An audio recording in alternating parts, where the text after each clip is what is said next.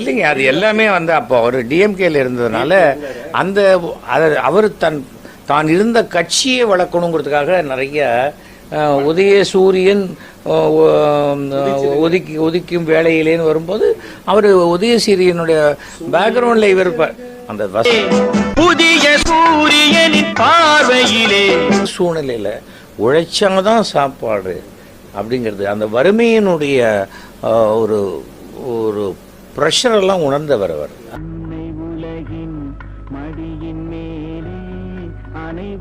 அதனால தான் அவருக்கு யாராவது பசியோடு வந்துட்டாங்க அப்படிங்கிறதெல்லாம் பார்க்கவே மாட்டார்.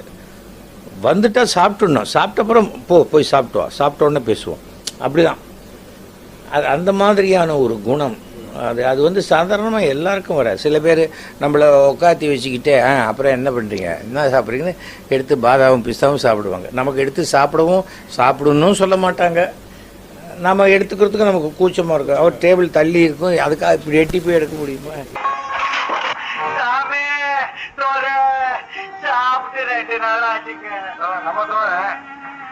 போய் இந்த இடத்த பாத்தியப்பா என்ன பண்றதுங்க? இங்கதான் குறுக்காவும் இல்ல நாயும் இல்லைங்க, வறுமை இருக்கு. அப்ப நான் வர்றேனுங்க. இருக்கிறது 2 பேரும் பண்ண போட்டுக்கோம். புண்ணியவா நல்லா இருக்கணுங்க.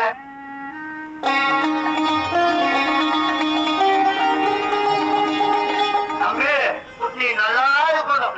காங்கிற வரைக்கும் கொஞ்சம் என்னால மறக்கவே முடியாது.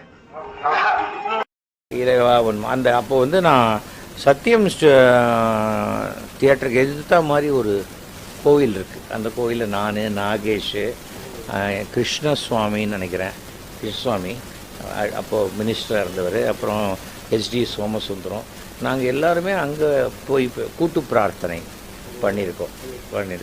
கூட்டு பிரார்த்தனை